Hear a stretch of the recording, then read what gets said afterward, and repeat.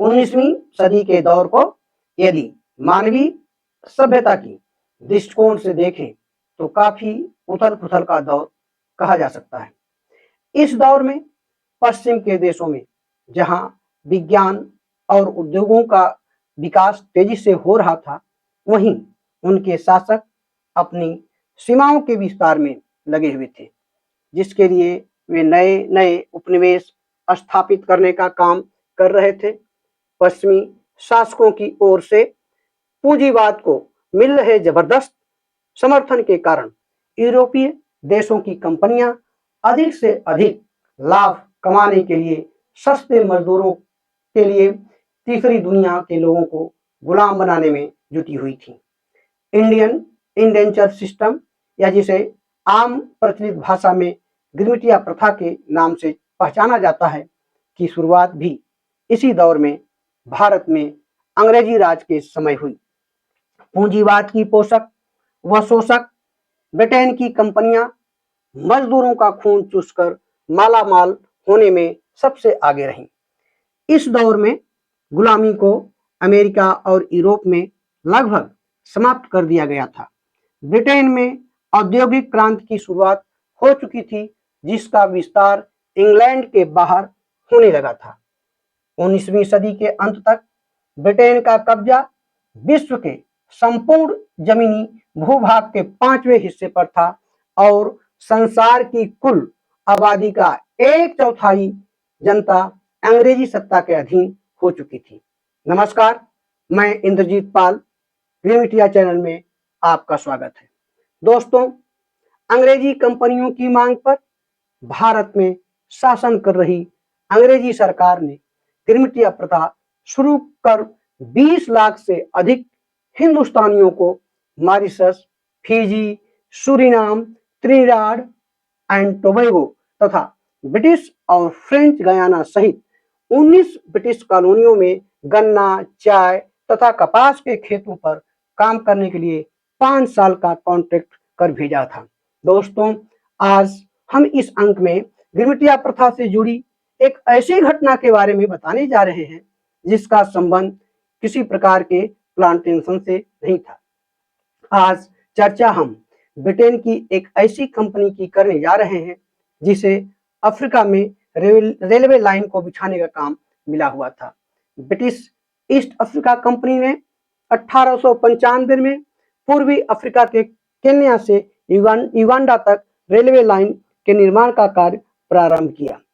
Kenya से Uganda तक बनने वाली इस रेल लाइन प्रोजेक्ट के लिए ब्रिटिश कंपनी ने भारत में शासन कर रही अंग्रेजी सरकार से हिंदुस्तानी मजदूरों को भेजने की मांग की। दोस्तों, यहाँ यह जान लेना जरूरी है कि स्लेवरी के समाप्त होते ही भारत की अंग्रेजी सरकार ने 1834 में ही अलग अलग ब्रिटिश उपनिवेशों में हिंदुस्तानी मजदूरों को भेजने का रास्ता खोल दिया था।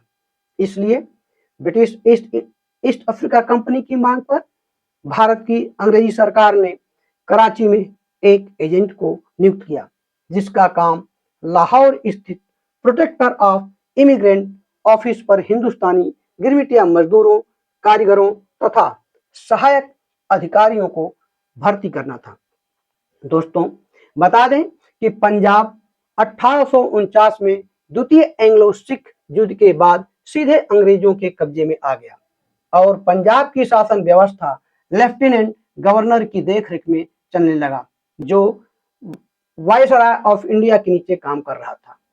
उस समय भारत का वायसराय लॉर्ड एल्गिन द्वितीय था, जबकि पंजाब का शासन व्यवस्था lieutenant sir Dennis Fitzpatrick चला रहा था।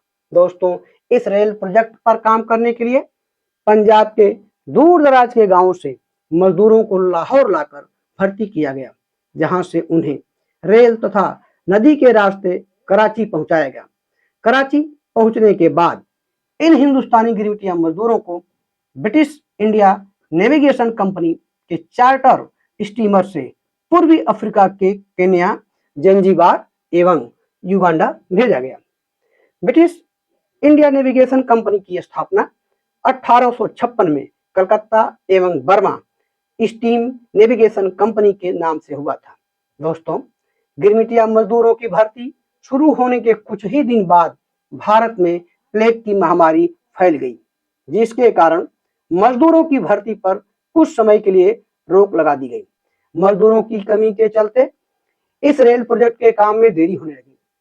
कंपनी द्वारा मजदूरों को बूढ़ापोर स्थित क्वारंटाइन कैंप में रखने की सहमति देने के बाद एक बार फिर से भारतीय अंग्रेजी हुकूमत ने मजदूरों की भर्ती का आदेश जारी कर दिया। मजदूरों की भर्ती करने के बाद जहाज पर चढ़ाने से पहले 14 दिन तक क्वारंटाइन कैंप में रखा गया। दोस्तों, इस तरह अंग्रेजी राज में पूर्वी अफ्रीका के लिए कुल 36,811 हिंदुस्तानी मजदूरों, जिन्हें उस समय पुलिस कहा जाता था, भर्ती की गई। इन मजदूरों में 1082 सहायक अधिकारी तथा बाकी सब मजदूर और कारीगर शामिल थे। केन्या युगांडा रेल प्रोजेक्ट के लिए भारत में भर्ती किए गए मजदूरों को 12 रुपए प्रतिमाह की मजदूरी तथा मुफ्त राशन एवं 3 साल का कॉन्ट्रैक्ट पूरा होने के बाद अफ्रीका से भारत वापसी के लिए जहाज का रिटर्न यात्रा पास उनके एग्रीमेंट में शामिल था। अफ्रीका के लिए मजदूरों की भर्ती का यह सिलसिला दिसंबर 1895 में शुरू होकर मार्च 1901 तक चलता रहा। हिंदुस्तानी मजदूरों का पहला जत्था 1899 में अपनी कॉन्ट्रैक्ट अवधि समाप्त होने के बाद भारत वापस आ गया। दोस्तों, केन्या युगांडा रेल लाइन निर्माण के दौरान 1895 से लेकर 1903 तक 8 सालों में कुल 2493 हिंदुस्तानी मजदूरों की मौत अफ्रीका की धरती पर हो गई। दोस्तों, असली कहानी अब शुरू होती है, जिसके लिए इतिहास में इस रेल निर्माण का प्रोजेक्ट आज तक कौतूहल और रहस्य का विषय बना हुआ है। दोस्तों, जब इस रेलवे लाइन के निर्माण का कार्य नैरोबी और मोम्बासा के बीच चल रहा था, तो टीसेबो नदी घाटी के विशाल मैदानी इलाके में टीसेबो नदी पर रेल पुल के निर्माण के दौरान टेंट में रात को सो रहे हिंदुस्तानी गिरमिटिया मजदूरों पर पास के जंगल से आए 2 नर शेर लगातार हमला करते रहे।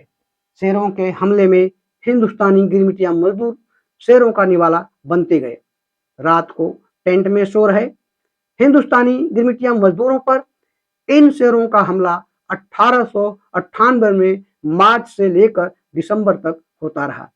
शेरों के इन हमलों में कुछ विद्वानों के अनुसार 35 हिंदुस्तानी गिरमिटिया मजदूर मारे गए, जबकि प्रसिद्ध इतिहासकार ह्यू तिनकर ने 1993 में अपने शोध में टीसेबो रेल पुल के निर्माण के दौरान 135 हिंदुस्तानी गिरमिटिया मजदूरों के शेरों द्वारा मारे जाने की बात कही थी।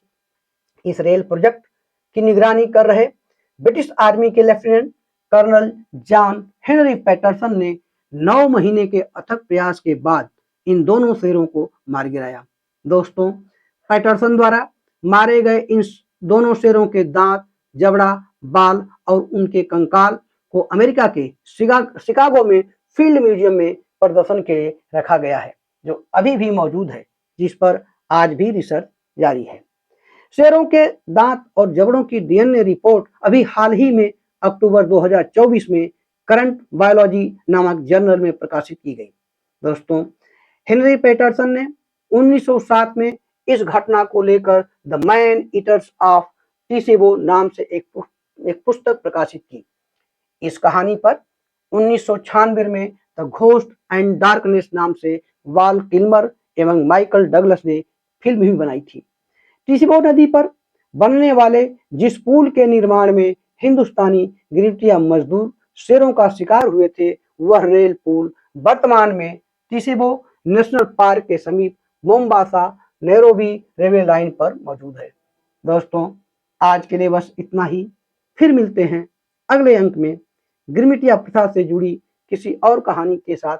तब तक के लिए नमस्कार, धन्यवाद।